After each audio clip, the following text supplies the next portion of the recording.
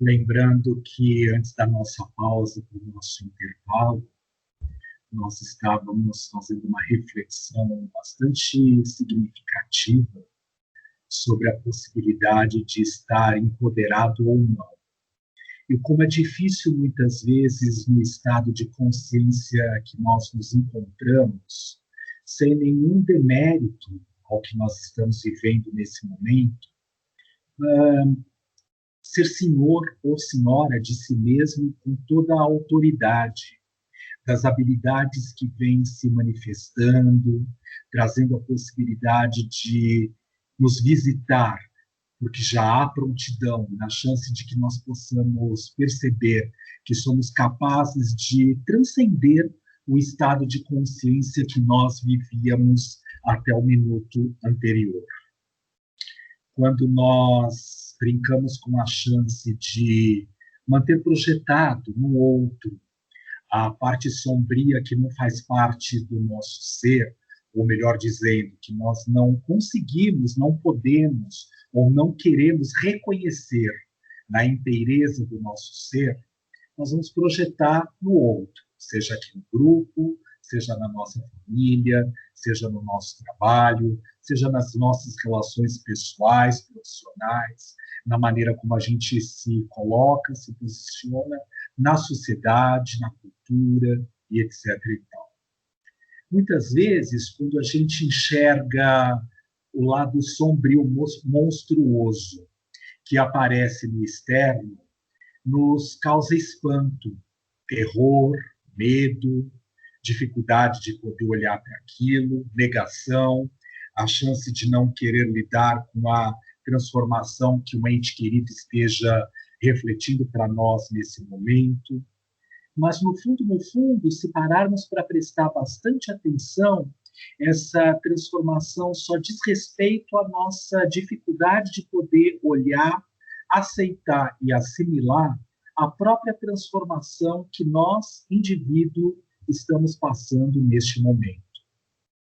Então, quando eu me deparo com a chance de poder olhar para a estranheza do externo que esteja me causando, não é só porque eu quero dificultar a possibilidade de não enxergar a estranheza que mora no meu ser, mas porque talvez eu também esteja em processo contínuo de mudança e transformação, e como falávamos anteriormente, também tenho dificuldade de reconhecer isso no meu ser. A pergunta que nunca quer calar e que eu já brinquei carinhosamente falando, queria atormentar a existência de cada um de nós até o final desse módulo, que é este livro Poder do Encontro, é exatamente esta. Qual é a minha necessidade de alma? E qual é a resistência ou as resistências que dificultam esta necessidade de alma se manifestar no aqui e agora? Na semana passada, quando nós discutimos a questão do Oriente e do Ocidente, falávamos a respeito da possibilidade de um aprendizado experimentado com o Dalai Lama. Quando perguntaram para ele, o senhor medita? E ele respondeu sim. Por que o senhor medita? E ele continua a resposta, medito para meditar. Eu medito para meditar. Eu poderia questionar cada um de nós, inclusive quem vos fala aqui nesse momento, você está vivo? Sim. Para que você vive? Todos nós temos justificativas. Todos nós temos justificativas. E eu queria escutar um pouquinho agora, em poucas palavras, mas rápido e objetivo, para que cada um aqui agora vive?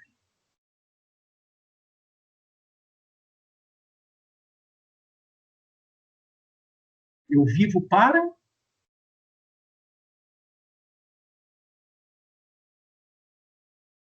Eu ainda não leio o pensamento, tá?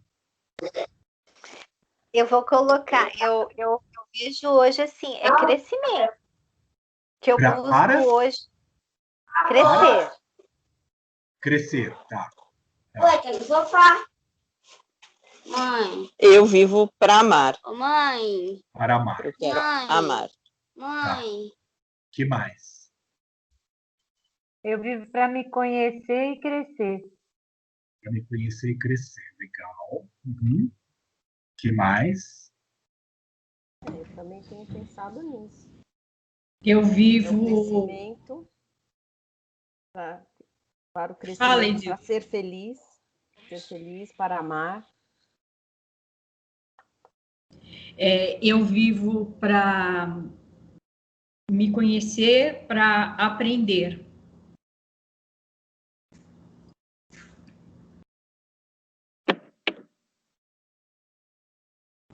Eu vivo para tomar consciência de quem eu sou, tenho que impuseram, né, para mim. Essa é a meta. Eu posso dizer uma coisa para vocês? Vocês são tudo louco. Vocês cheiraram cola. Sabe por quê? Parece que, carinhosamente falando, inclusive eu, tá? Inclusive eu, Vitor, tá? Eu também estou nessa jogada, né? Que eu vivo para crescer, para me conhecer, para tentar ser feliz, para descobrir como é o verdadeiro amor. Mas é assim, todos nós aqui, a gente cheirou cola, gente. Cola de sapateiro, que é a pior ainda que possa existir, tá? Sabe por quê? Já pararam para pensar que o fato de colocar uma meta nos coloca distante dessa própria meta? Porque é um lugar sempre a ser atingido.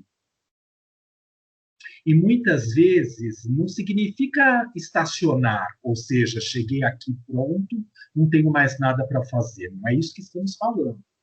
Mas quando a nossa consciência consegue oprimir e tornar no campo ordinário, que é esse de vigília, tudo bem? Estado de vigília que a gente se encontra aqui agora, esta meta, este objetivo. Sabe aquela... eu não sei como chama isso, eu esqueci, mas a analogia do coelho correndo atrás da cenoura que está amarrado lá numa vara de pescar, ele nunca consegue alcançar aquela cenoura? É isso. Porque em que momento a gente, cada um de nós, inclusive quem vos fala, volto a insistir, tá? Em que momento a gente de verdade desfruta a possibilidade de poder já estar em algum lugar em relação a este objetivo que nós tanto almejamos e desejamos, e como a gente desfruta essa possibilidade deste objeto, deste objetivo. Se a cenoura está lá na frente e ela está presa lá naquela vara, né, de pescar, e eu estou aqui preso e não consigo nunca chegar lá na cenoura, nesta metáfora, automaticamente está sempre num local inatingível. Se uma das coisas mais importantes aprendidas dentro do budismo tibetano foi a possibilidade de como é que você quer ser luz se você já é luz. Qual é a raça do seu cachorro, Zilda? Shih Tzu? Shih Tzu? Tá. Você consegue visualizar o seu cachorrinho ou do seu filho agora, carinhosamente falando? Você imagina ele tentando ser um Shih Tzu?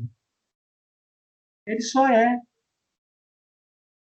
Se nós olharmos para um jardim que tem flores, uma roseira, por exemplo, porque é um tipo de flor que todos nós conhecemos, pelo menos através do imaginário.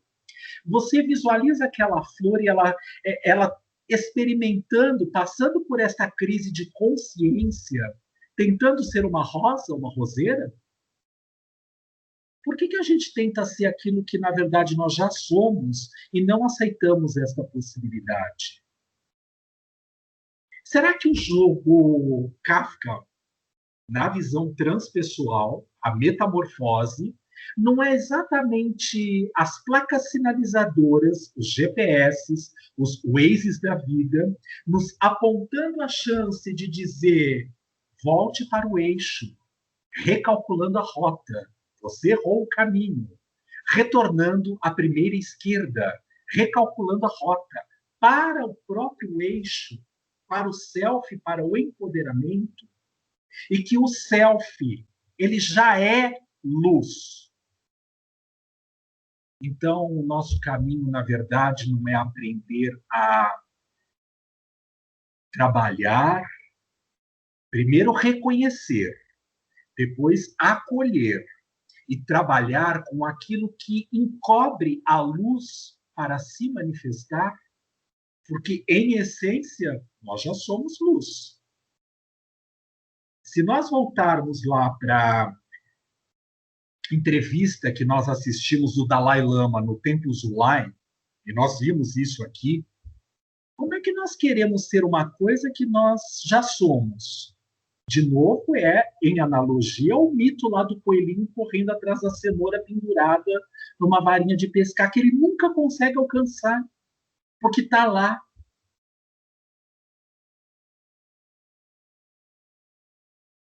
Se eu olhar para as minhas resistências, ou para a resistência, que impede a possibilidade da minha necessidade de alma se manifestar, se eu olhar para isso, eu não vou mais obrigatoriamente precisar lutar contra estas partes que eu coloco como sombras psíquicas do meu ser.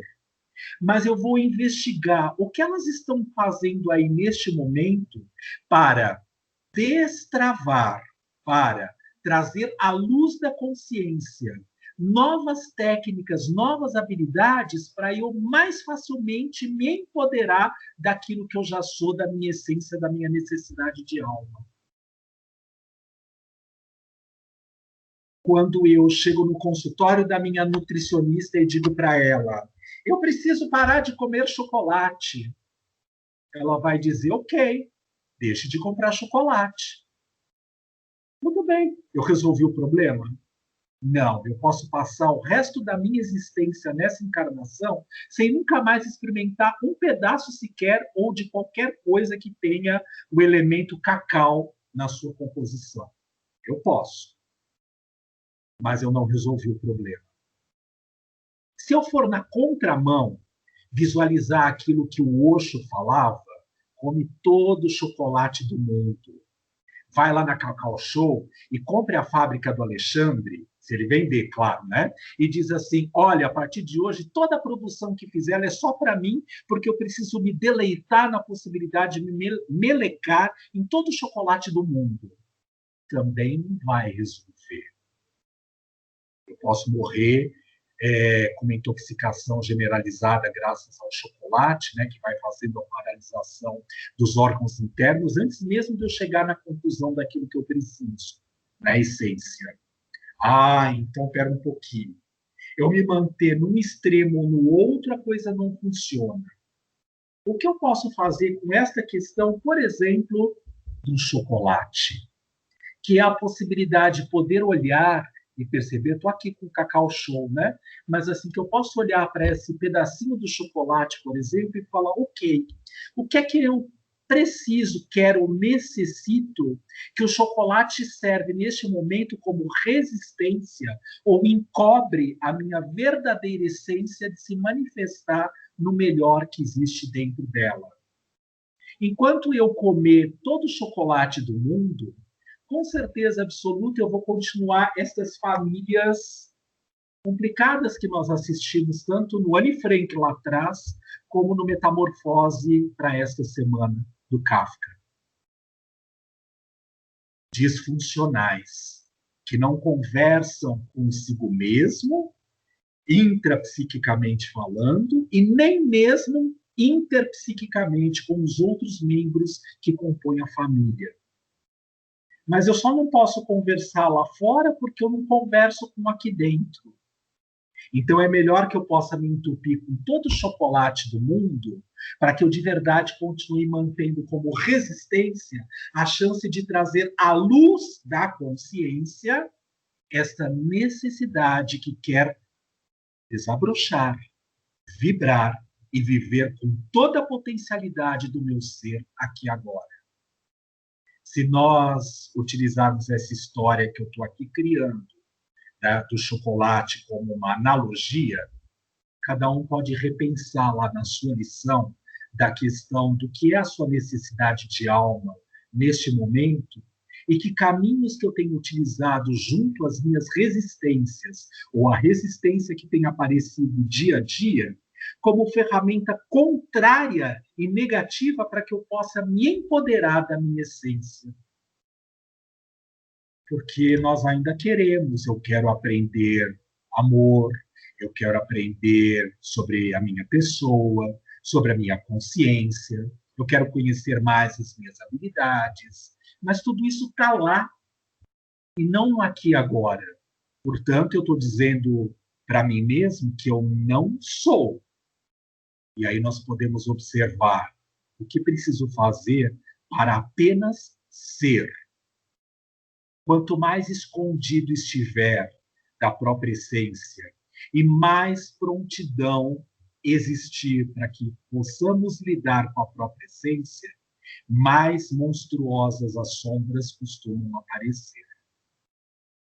Os urubus, as baratas cascudas, os monstros tenebrosos que rastejam, ovoides, que perdem a sua estrutura para que, de alguma maneira, deixam de ficar em sintonia e em sincronia com a própria essência consciencial.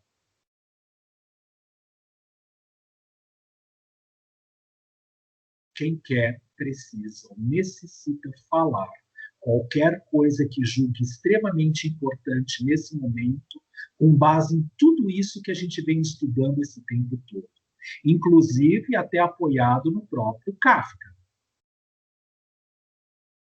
Sou todo ouvidos.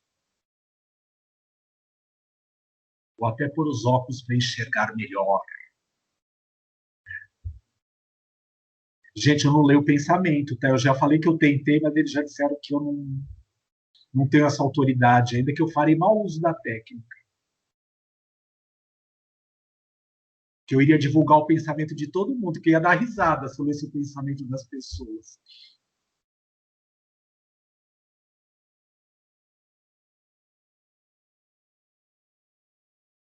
Tá difícil. O que isso significa, Má? Assim, entender isso, assim, eu entendo, racionalmente eu entendo, eu sou, tá bom, eu sou luz, eu sou a essência que habita aqui em mim. Eu não sou a minha sombra, eu não sou os meus desequilíbrios, eu não sou nada aquilo que seja negativo. A minha questão é por que a gente não entende isso todos os dias, lidando na nossa vida diária? Tá bom, é as sombras que impedem, mas por que a gente então forja tanta sombra lá dentro para impedir de olhar que a gente é isso, é um ser grandioso, é uma luz, um ser grandioso. A minha questão é essa, não sei te responder de outro jeito tudo que você falou, só sei te devolver desse jeito. Porque é uma questão que sempre fica no embate com a gente, né? É assim, comigo. É assim, um embate. Tá bom, então eu descubro que eu tenho essa sombra, essa sombra, essa sombra. E aí, assim, como saltar isso? Como me enxergar, entendendo que eu tenho essas sombras, mas que acima dessas sombras eu sou esse ser de luz. E me deixar guiar por ele na vida. Como eu me perco nesse mundo ou tridimensional? Isso para todos nós, tá? É graças a essa pergunta da Maria Silvia para todos nós. Então não é dela, é para nós. Como eu me perco por conta desse mundo ordinário que nós somos convidados a experimentar, das ilusões, dos estados de consciência bitridimensional, que determinam que o mundo é assim, tem que ser assim e só desse jeito a coisa funciona. Será que nós não somos convidados, através do experimentar o nosso dia a dia, neste mundo dito vigília que nós estamos vivenciando, só essa possibilidade de que temos que valorizar única e exclusivamente o negativo, somos convidados a julgar, não só ao outro, mas a nós mesmos. Se eu, de alguma maneira, tentar ousar sair deste padrão que a cultura, que a sociedade, que o planeta, que a maior massa, que a normalidade costuma trazer para que nós possamos experimentar, com certeza já vou ser tido como um louco. E outra, talvez eu não tenha mais um lugar dentro desse aquário. Em algum momento, ou em vários momentos do nosso dia a dia, nós ainda precisamos, por alguns motivos, fazer contato com essa realidade onde nós estamos pisando. Porque eu preciso comer, e já que não sou eu que produzo o meu próprio alface, eu pelo menos preciso fazer esse alface chegar até a minha mesa. Que seja via internet, que seja que eu vá à feira, porque eu vá plantar o alface. Tá, mas se eu vou plantar o alface, eu tenho que ir lá pelo menos buscar a semente dele, porque eu também não sou produtor de semente de alface. Então, eu vou fazer o contato com estas pessoas que circulam nesses diferentes estados de consciência. E a maior parte do grupo das pessoas e da egrégora que envolve o nosso planeta até o presente momento ainda é bitridimensional, ainda é ilusória, ainda é luz e sombra, ainda é daimon. Lembra a pandemia que nós estávamos brincando? 2 deuses presentes. Pan, o da flauta, e daimon. Então, assim, nós ainda somos convidados o tempo inteiro a experimentar. Olha, eu olhei pela janela agora e não está mais aquele sol que estava 2 horas atrás. Escureceu. Ah, então o contrário da luz é a escuridão? E aí? Então, isso gera em mim um sentimento, um pensamento, uma ideia, uma maneira de me comportar perante as minhas questões internas, como eu me sinto perante essa escuridão, que pode ser da mesma maneira ou diferente em relação à luz. Portanto, eu vou fixando as minhas polaridades. Eu gosto mais do calor do que do frio. Eu me sinto melhor no inverno do que no verão. Eu preciso de neve ao invés de tal coisa. Quando a gente vai determinar... Eu gosto mais de azul do que de amarelo. Então, se a gente coloca isso como uma característica, o tempo inteiro na nossa convivência, a gente está experimentando aspectos polarizados. E isso também ajuda a dificultar a nossa inteireza, a integração do nosso ser. Gente, tem chiado, gente. Tem chiado, gente.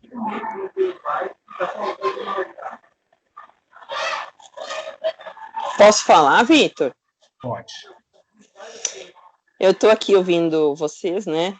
E estou fazendo junto aqui uma coisa que eu gosto, que é tirar o que não serve mais de umas gavetinhas aqui, porque eu queria fazer isso hoje. E nesse momento eu encontrei um bilhetinho, sabe aqueles baús da sorte? Que você tem umas cartinhas e tira uma mensagem? E tinha uma aqui, eu vou ler para vocês o que estava aqui, tá? Para alcançar o seu objetivo, eu lhe dou mais de um motivo. Acenda um incenso de canela e a sorte entrará pela janela. O que eu sinto com isso, gente? A gente tem que só ser amor. Não é que eu quero o amor, eu sou o amor. Como eu vivo o amor? Né? Como eu permito sentir amor e receber amor? Como eu me permito ser aquilo que eu sou? E não fico tentando só ser, mas eu sou na essência. Né? O que a gente fala do flow, do instante santo, que o curso de milagres gosta de falar, o estado de flow, que os executivos gostam de falar, o estado alfa, enfim, o que seja. Em que momento eu me permito me colocar no estado de vivência, de presença e de permissão para ser aquilo que eu sou? É muito mais simples do que a gente imagina. Tá aqui. A gente só tem que deixar a coisa acontecer, né? E eu assim, lógico que eu também estou nesse processo, mas eu me sinto hoje, assim, experimentando esses pequenos momentos, dizendo, olha, tá aqui, tá aqui. E aí, quando você começa a enxergar os pequenos momentos em que você está naquilo que você é, mais vezes ele acontece, sabe? Mas a gente só tem que se permitir, e às vezes a gente se coloca uma meta tão grandiosa, eu preciso fazer tal e tal curso para poder chegar lá e não sei o quê. E não precisa dessa grande meta, porque as coisas que a gente mais quer, elas estão disponíveis aqui ao nosso redor. É só a gente se permitir olhar pela janela, é só a gente se permitir voar lá de cima e olhar, olha ali, menina, tá ali na sua mão. Você quer amar? É a sua netinha quando você pega ela no colo e traz ela para o aconchego. Isso é amor, é o amor mais puro de todos, né? Você quer ajudar o outro, é você clinicando todo dia. Você está ali na sua essência, ajudando o outro, ouvindo o outro, sendo empático com o outro. Você está amando, você está crescendo, você está usando a sua experiência como referência. Você está o tempo inteiro, mas a gente não enxerga. Então, se a gente começar a enxergar esses pequenos momentos tão sublimes na nossa vida, tudo muda. E desculpa, mas está vindo um arrepio aqui, ó, muito forte. Eu me sinto assim, e eu acho que a gente precisa se permitir mais sentir isso. Não tem certo, não tem errado. Tem você, tem o seu momento. O seu momento é o momento certo. O seu momento é a sua forma. Então, quando você se permite, acontece. Então, que a gente possa tirar essas travas, assim, achando, idealizando coisas, sabe? Porque isso está acontecendo na minha vida, mas eu estou realmente pedindo e me permitindo que isso aconteça. Eu sei que ainda tem muito para acontecer, mas eu sinto isso, sabe? De verdade, do fundo do meu coração. Tá ali, tá na nossa frente. A gente só não quer enxergar. Tá? Que lindo isso, né? E a gente poder pensar uma coisa junto com essa reflexão que a Carla trouxe, que é assim, né? Ok, é uma verdade isso, mas vou voltar também para a questão do que a Maria Silvia fez a gente pensar juntos. Espera um pouquinho, será que não existe um momento nosso, ainda nesse estado bidimensional ou tridimensional, onde eu escolho assim, esse grupo eu amo, aquele ali não, tá? Não. Ué, pera, mas se eu sou amor, eu sou amor. Não importa o grupo, não importa quem seja.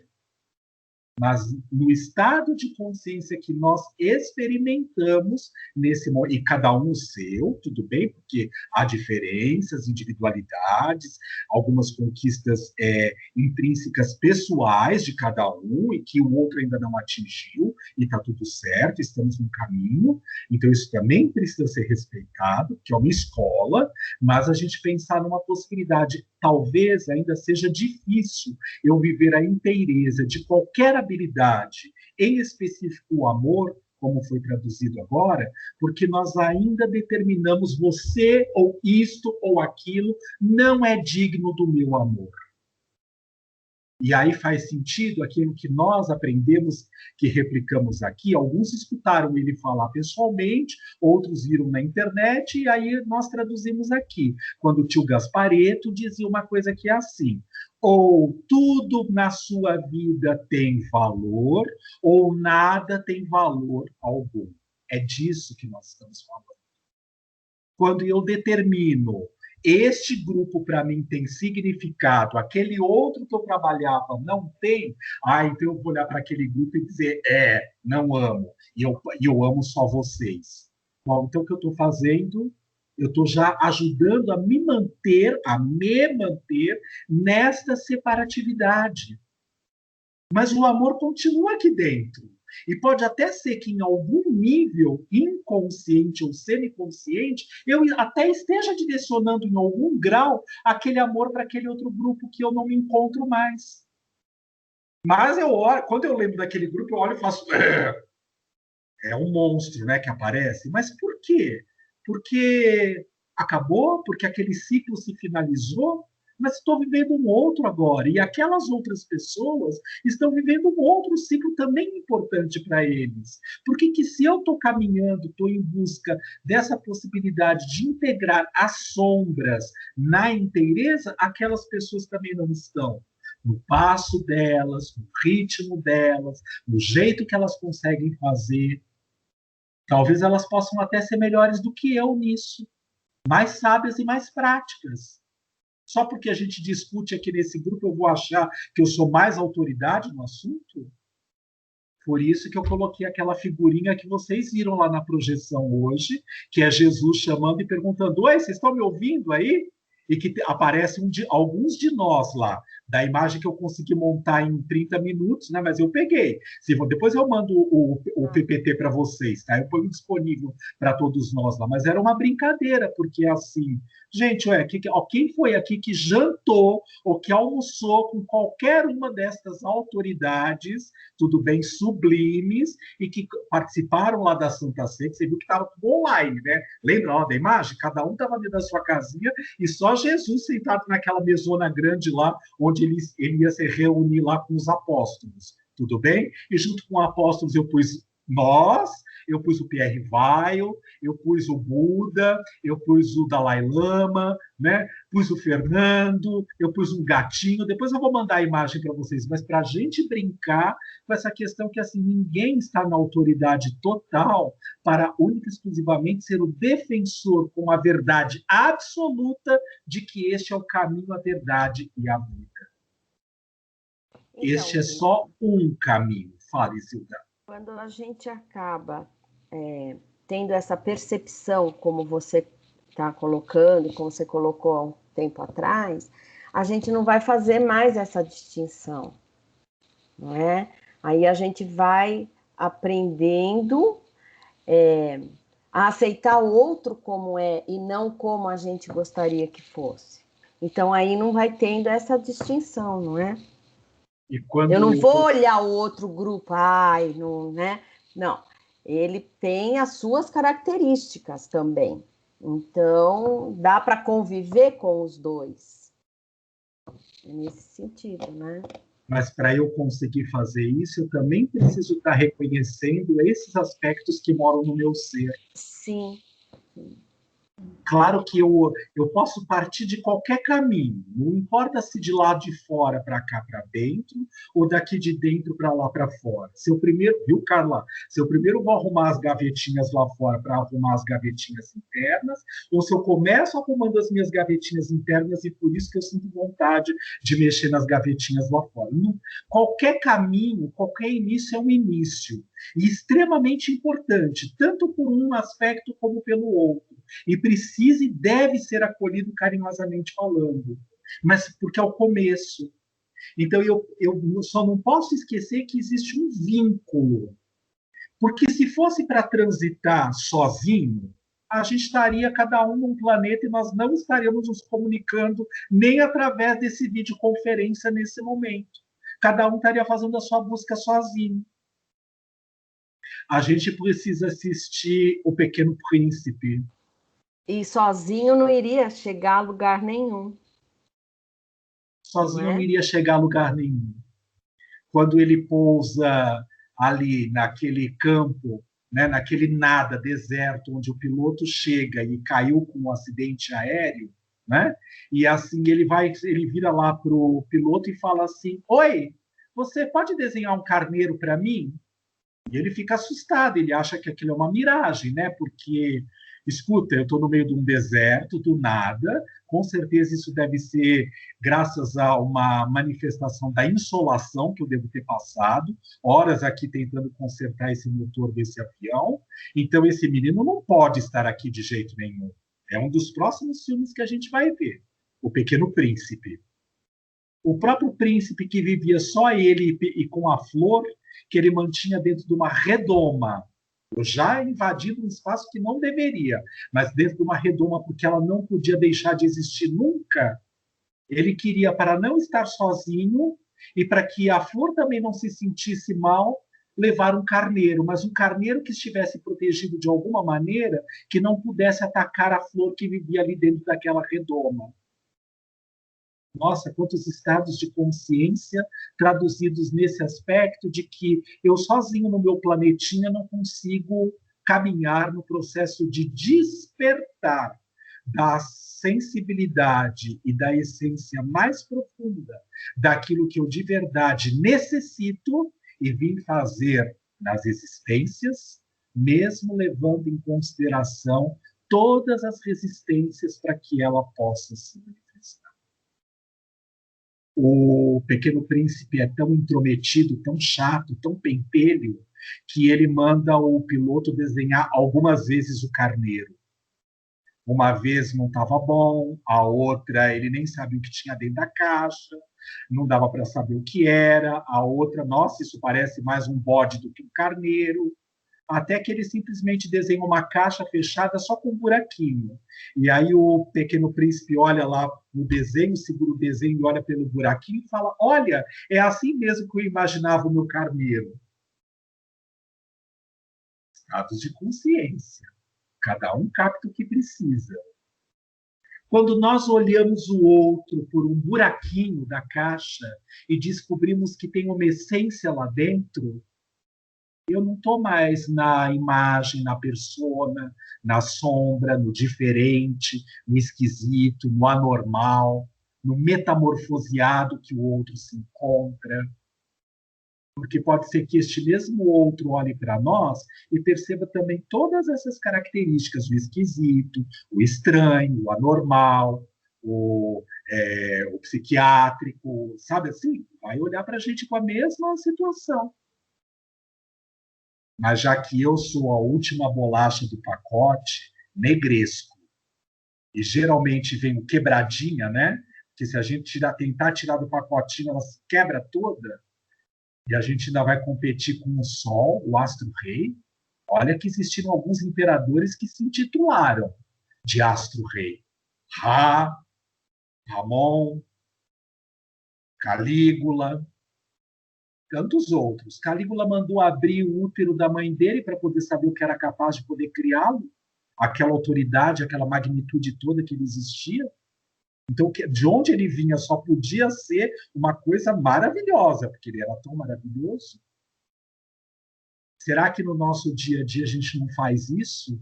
Nas nossas relações, com as nossas coisas, com aquilo que não diz mais respeito para a nossa existência.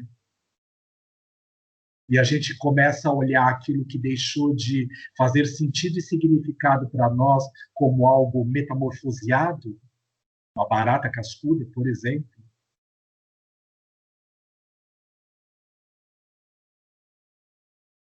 Ou nós integramos a possibilidade e somos gratos, sentimento de gratitude,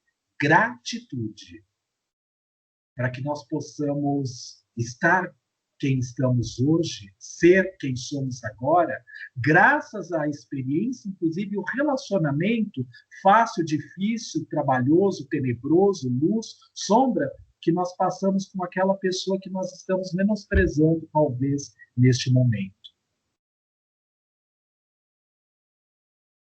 Quando nós menosprezamos alguma coisa no outro, há algo interno que nós estamos menosprezando em nós mesmos. E talvez, até com base nisso que nós conversávamos até agora, seja só a própria luz que habita o nosso ser, não precisa ser nada tão tenebroso, obrigatoriamente, pode ser até que seja, mas obrigatoriamente não precisa ser. Pode ser a tentativa de encobrir a luz que habita o nosso ser. Então eu vou rezar para você porque eu te gosto, tá? Agora para você não, porque, ai gente, aliás eu rezo, mas para que aconteça exatamente o contrário. Eu mesmo estou no processo separativista. Se teve uma coisa interessante que o Buda veio trazer, é o caminho do meio. O caminho do meio é eu nunca compro esta ou aquela situação sendo melhor ou pior do que aquilo. Se está inverno, eu curto o inverno. Se está verão, eu curto o verão. Se está chovendo, eu desfruto a chuva. Se está seca, eu desfruto a própria secura. E nós, ainda no nosso estado de consciência, dizemos, nossa, que calor! Daqui a pouco vai fazer frio, viu? Porque até quarta-feira diz que vai chover. Pelo menos aqui em São Paulo, tá, Regina? Não é aí em Ribeirão, não. Mas diz que vai chover aqui em São Paulo. E aí a gente vai falar, credo, como eu queria estar lá com a Regina agora, porque está chovendo tenebrosamente aqui. Teve uma tempestade negra. Aqui faz, acho que uns 90 dias que não chove. Não caiu uma gota. Graças a essa possibilidade, alguma coisa a gente tem de bonito nisso. Sabe que eu estava pensando nessas coisas que você estava falando, que a Carla falou, que a Isilda falou, eu acho que vem muito de encontro com aquele juiz da cabana, tanto para nós mesmos, o arquétipo do juiz, tanto para nós mesmos, quanto com relação ao nosso próximo, mas principalmente com aquele que é conosco mesmo. Gente, veio muito essa imagem lá do filme da cabana, quando o pai estava na condição de sendo questionado como sendo o juiz. Não é legal a gente poder estar fazendo esses estudos semana a semana, gente? Uhum. Olha, eu nem lembrava dessa situação. Se não fosse a presença da Regina, talvez fosse passar batido para mim, pelo menos. Pode ser que vocês aí até lembraram disso, eu nem lembrei. Olha que interessante como tem conexão uma coisa com a outra daquilo que a gente está trabalhando no nosso momento. E quando a gente pensa na possibilidade de que a essência não dá salto quântico, a gente precisa de um caminho. Qual? Aquele que faz sentido para cada um que está atravessando, experimentando aquilo que está sendo atravessado naquele momento. Então, que falsa autoridade é essa que nos cabe de olhar para a situação que o outro atravessa e dizer isto é ruim, isto é bom, isto é adequado, isto é inadequado? Por mais tenebroso que possa nos aparentar. Mais tenebroso que possa nos aparentar. Se eu pego a situação do indivíduo que estuprou o outro lá, era aquilo que ele precisava fazer naquele momento. Ah, mas coitadinha da vítima ou do vítima, papapá. Olha, coitado é filho de rato que nasce pelado, né? Todos nós nascemos do coito, porque ninguém nasceu de chocadeira, então desculpa bem, seja o coito via proveta ou o coito realmente literário, como nós conhecemos, todos nós nascemos do coito, portanto, somos todos coitados. Não é? Se nós pararmos para pensar, é isso, ó, coitado é aquele que nasceu do coito. Nós todos nascemos do coito. Quando nós olhamos lá para o desgraçado qualquer, isso é bem simbólico que eu vou falar, tá? E dizemos, fulano está roubando, tirou tudo que podia, né? Não está vendo que está levando tudo e execrando as pessoas que ficaram aí sem tal situação? Mas era o que aquela pessoa podia fazer de melhor. Ah, mas na minha consciência, eu, autoridade, imagina, eu fui lesado. Foi lesado porque você tem causa e consequência para resolver nessas questões específicas. E como você reage perante a situação que está acontecendo no seu dia a dia. Vai ficar quieto? Não sei. Vai botar a boca no trombone? Também não sei. Vai tomar alguma atitude? Não sei. Vai perdoar o ato porque era o máximo que o indivíduo podia fazer naquele momento? Também não sei. Depende do grau de consciência de cada um. Não tem certo e errado, tem aquilo que é possível ser experimentado nesse momento. Mas a gente julga, a gente adora. Regina lembrou bem, né? A gente adora julgar. Bota num desses jornais televisivos aí, seja o político que for, nem me interessa partido. A gente tem já uma pré-concepção do que vai falar a respeito. E em pandemia, então, o que eu descobri de doutores em epidemiologia, disfarçados de repórter e de jornalista, nossa, eu fico indignado. É uma maravilha. Eles falam como se fossem as maiores autoridades em Covid e mesmo na própria situação do que a vacina XPTO está fazendo ou deixando de fazer. Agora, um epidemiologista, estou falando bom, né? Não é qualquer um, não. Embora qualquer um tenha que ter estudado isso, que estudou 6 anos de medicina, mas não sei quantos anos a mais de especialização em epidemiologia. Ai, gente, isso não é nada, né? Tadinho. Hoje a gente tem como se fala, os meus nobres clientes depois da área do jornalismo que vão ver essas gravações, eles que me perdoem, né? Mas tem sempre lá os informantes, né? Tem os meus meios onde eu vou buscar os recursos que eu preciso, que podem até ser esses doutores em epidemiologia, mas eles sentam naquelas bancadas e falam como autoridades supremas no assunto. E juízes em direito, então, magistrados? Porque hoje a gente assiste, né, o Supremo Tribunal Federal ali direto na televisão. É só ligar lá naquele canal específico e se acompanha o julgamento do começo ao fim. E nós somos as maiores autoridades em magistratura, estudamos toda a possibilidade, todas as leis penais de direito, e falamos aquilo como se de verdade pudéssemos sentar no lugar do presidente da Suprema Corte Mundial que está em Haia, não é nem aqui. E como psicólogos, então? Nossa! Só porque lemos O Poder do Encontro, nos achamos assim doutos no assunto. Transitamos da consciência bege à consciência púrpura com uma facilidade que, olha, ninguém nos segura. Não tem grupo igual o nosso, gente. Não tem grupo igual o nosso. Ai, voltei. Que bom! Nós sentimos a sua falta. Ficamos felizes. Ainda bem. Eu falei, que acho que assim, ela... demora para voltar. É que eu já ia mesmo finalizar, mas eu vou ficar mais um pouco e aí eu saio. Tá. Que bom que você está aí. Fica assim, fica assim. Mas eu perdi. Não, a gente estava falando isso, né? Como a gente gosta do julgamento. Lembra que a Regina estava trazendo o juiz? E aí eu citei alguns exemplos, né? Todos os jornalistas viraram especialistas em epidemiologia. Cada um de nós, quando a gente assiste lá aquela canal específica do Supremo Tribunal Federal, nós somos doutores em magistratura.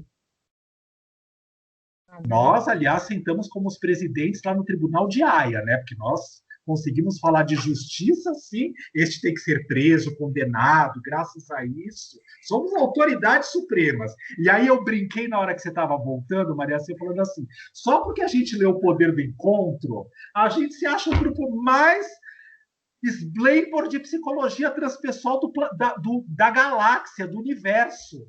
A gente transita do bege ao púrpura com uma facilidade que você não imagina. É vero. Não tem a ver, gente, tudo isso que a gente está conversando? Não tem a ver com a história da metamorfose? Olha quantos monstros internos a gente... Porque só eu estou tendo a coragem de abrir a boca para poder falar essas coisas, como se vocês, de alguma forma... Porque eu fico me sentindo como se estivesse me confessando, né, para os juízes que estão sentados lá na mesa, lá junto com Jesus, né, aquela que eu coloquei ali, né, e eu estou dizendo, olha, eu julgo, eu condeno, eu meti o pau lá no fulaninho lá que estuprou 200 milhões de pessoas lá em Abadiana, não que eu nunca tivesse feito também fiz, mas entendeu? Então, assim, então a gente fica nessa possibilidade, né, achando que eu estou aqui fazendo um confessionário para a Suprema Corte agora. Ninguém quer expor, porque depois o Vitor publica isso na internet. Né, Vitor? E aí queima o filme, tá? Não, mas, Vitor, eu estava pensando, a própria filosofia, tudo que Jesus veio também nos ensinar, nos mostrar, vamos falar assim, não nos né? Tá bem isso tudo que você também está falando, né? Que ele mostrou muito isso, né?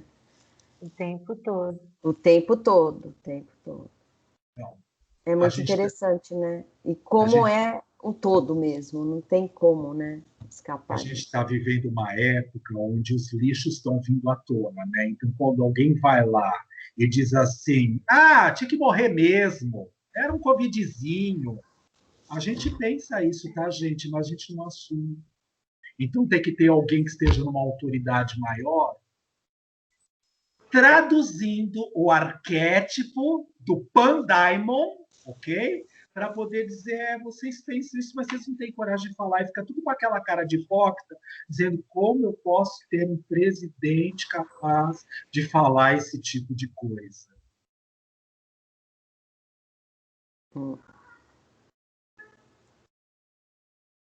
Não estou dizendo que tem que ser a favor deste governo, não é? Jamais, tá? Não é isso que eu estou dizendo. Mas é o momento que a gente está vivenciando. A vizinha bateu boca lá com o outro? Ué, então, mas é porque é isso que está precisando nesse momento. Trazer à luz da consciência a parte sombria. Para quê? Para que a gente possa, com certeza, começar a trabalhar a possibilidade. Ou eu amo tudo, ou eu não amo nada. Não tem essa coisa de meio amor. Eu amo vocês que estão aqui, tá? Mas ali não, hein? Nem pensar. Ou eu amo ou não amo. Não tem meio amor. 10% de amor. 0,00001% de luz. Ou eu sou luz, ou eu não sou. Então eu preciso escolher a qual dos deuses eu quero trabalhar. A quem eu quero ofertar. A Mamon ou a Deus? A quem eu quero estar vinculado? A luz ou a sombra?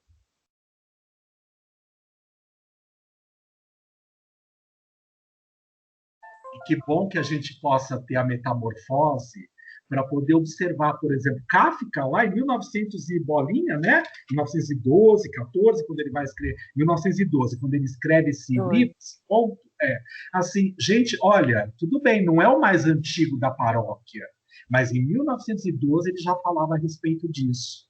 E a gente está vivendo e traduzindo isso na nossa experiência de novo aqui agora. Quantas metamorfoses nós ainda vamos precisar para trazer à luz da consciência o que nós necessitamos? Ô, Vitor, e o que me chamou a atenção a idade dele, né? Porque fazendo as contas, ele tinha 19 anos, né? E ele morreu com 40. Então, assim, pensando até nessa consciência viajante de tempo e espaço, um espírito encarnado que conseguiu trazer algo para ficar aqui, como tantos outros trouxeram em tantas áreas, para ser refletido em algum momento, né? Que legal, que legal. Sim, senhora, muito bem. Legal.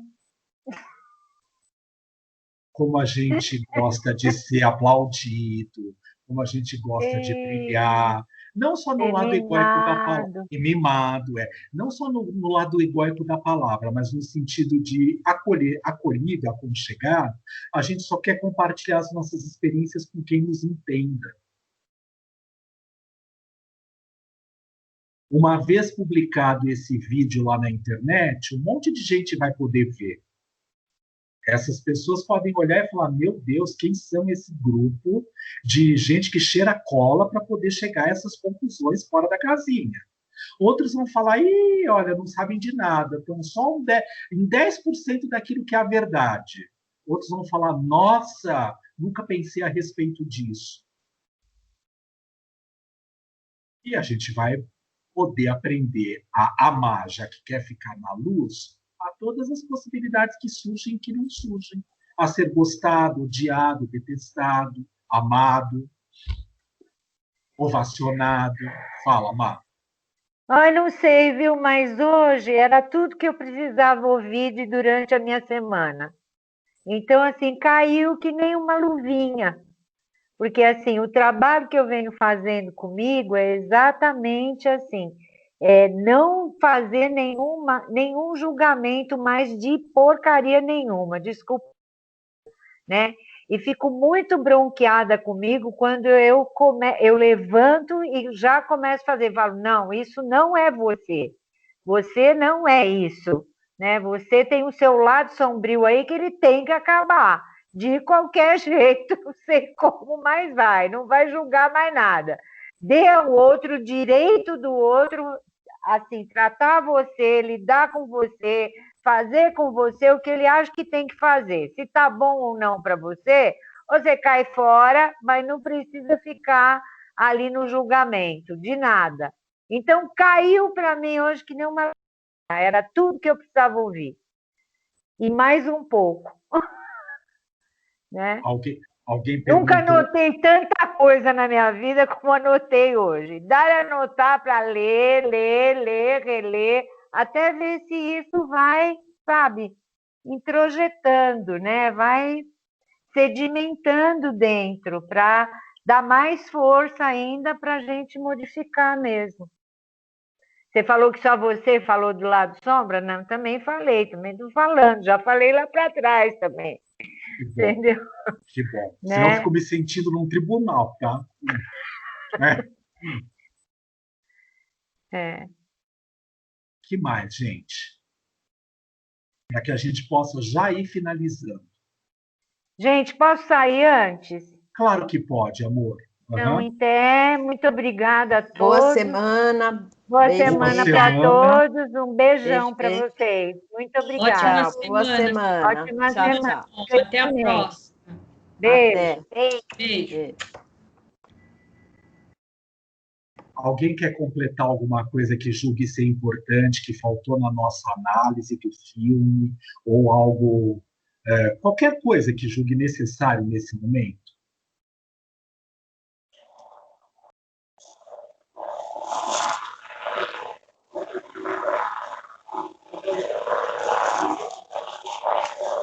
Não sei se cabe eu falar o que eu ia falar lá atrás, né? Por favor, vamos. É em cima da fala da Regina.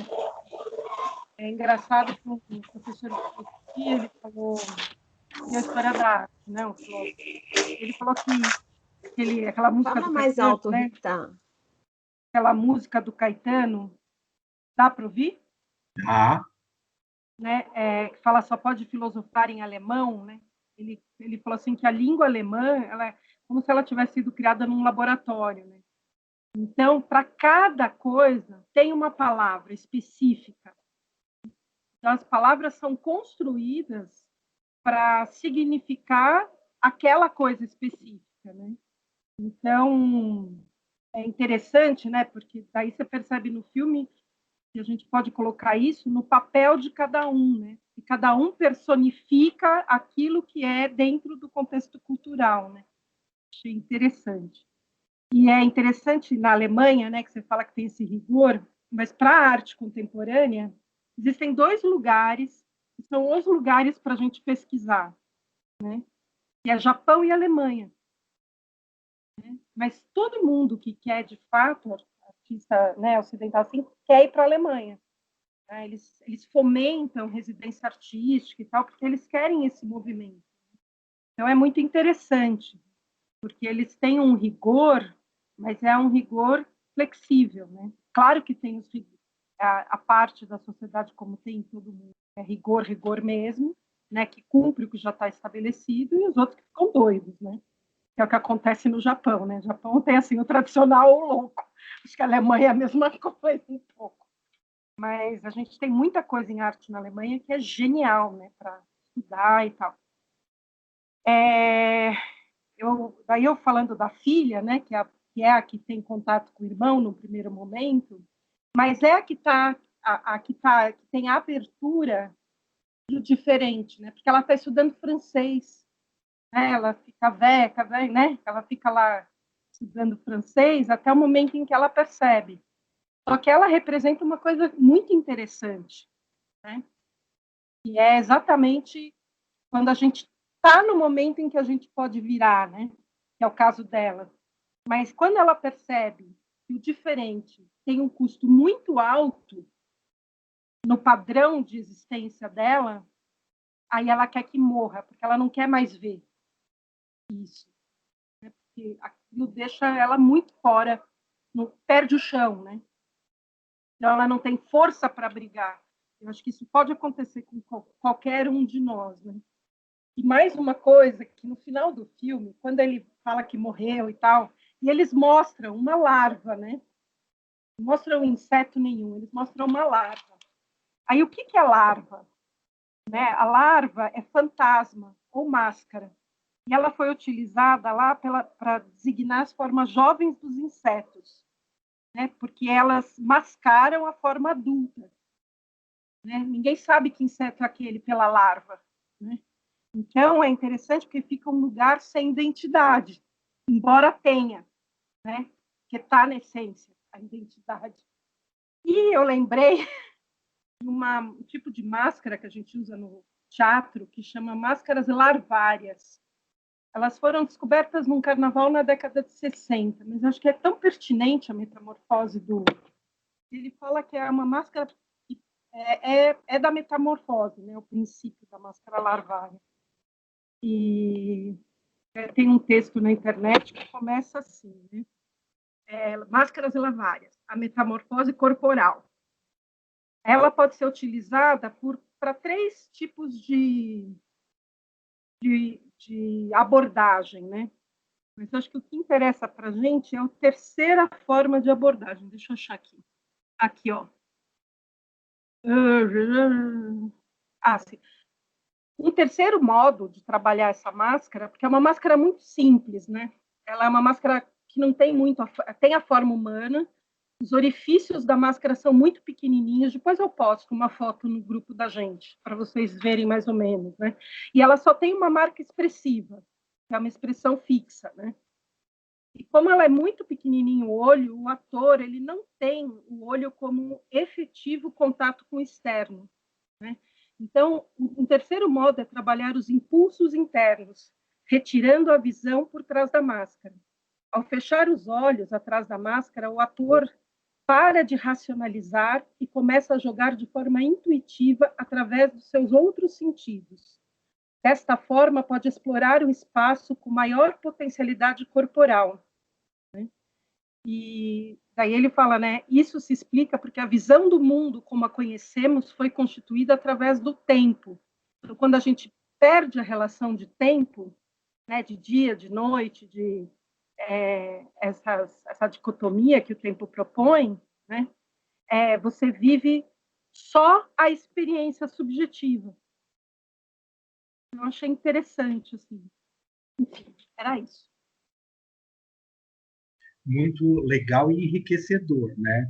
Porque olha que coisa interessante, quando a gente está num processo de metamorfose, existem aspectos do passado que estão presentes nesse momento e características, sementes do futuro, germes do futuro que já estão atuando neste momento também, que se misturam e se confundem com este estado passado, presente e futuro, que ele é, na verdade, simbólico, porque, por mais que exista um cronos, né, um horário cronológico, mas, assim, também tem kairos, né, que, assim, que é um outro jeito de poder contar o tempo, que é um tempo interno, muito mais rico do interior do que aquele cronológico onde o estado de vigília nos permite experimentar aqui agora.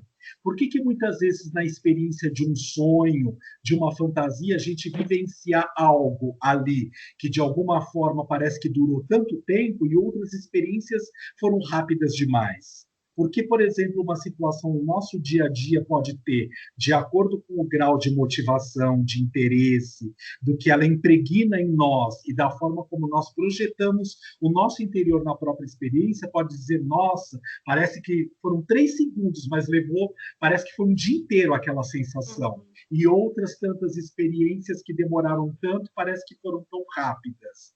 Porque, no fundo, depende do estado de consciência que a gente está experimentando isso. E se cada um puder perceber o seu estado de metamorfose nesse momento, vai levar em consideração também as estruturas que estão sendo mexidas e trabalhadas nesse aqui e agora. E aí, de novo, a gente acolhe o passado, o presente e o futuro no histórico daquela pessoa, daquela situação, sem deixar de levar em consideração o momento histórico que ela estava vivendo. Por que eu não posso tirar a situação que está sendo experimentada do contexto onde aquilo está sendo experimentado? Se eu brincar e falar, gente, vamos fazer um mandala de olhos vendados, que a maior parte de nós aqui já tem essa experiência. E assim, é claro que quando eu for fazer as anotações naquele mandala, eu tenho que levar isso em consideração.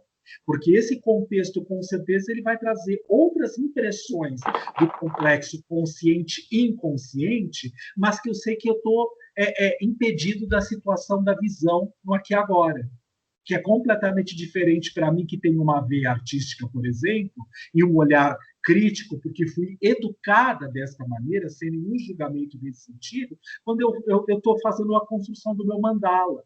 por mais simbólico que ele possa ser, mas eu tenho um senso, nem que seja meu mesmo, porque eu aprendi isso nas escolas artísticas, né? Assim, de que lugar, de estética, de sombra e luz, de claro, de figura e fundo. Mesmo que eu não seja bom compilador disso, mas eu tenho isso como minha referência. Então, isso também tem que ser levado em consideração. Tudo bem? Porque tudo esse arcabouço, esses conteúdos que fazem parte do nosso ser, eles podem ser sombra para outras pessoas, mas para aquela pessoa talvez não tanto. Ou talvez ela esteja utilizando como um aspecto sombrio, porque não quer aceitar como uma habilidade a ser integrada no seu próprio ser. Então, isso também é uma questão para nós analisarmos, que vai ficar como referência para o nosso filme da semana que vem. Desabilitem seus microfones, por favor. Vitor, eu posso falar só uma coisinha? Só uma coisinha, 2 segundos só, tá? Tá, então eu só vou deixar com vocês assim. Então, percebam que nós estamos vivendo um momento de máscaras. Estamos mascarados na rua e desmascarados aqui, ó, conversando sobre nós e dentro de casa com quem está com a gente. Olha que interessante, né? Todos estão mascarados, menos dentro de casa. Só isso. Isso tem tudo a ver com o filme que a gente vai assistir na semana que vem, que eu publico para vocês amanhã, tá? Porque é uma surpresa. Porque como eu tenho um filme gravado no meu computador, eu vou fazer do mesmo jeito que eu fiz do outro. Tudo bem? Eu vou desabilitar aqui, espera só um pouquinho.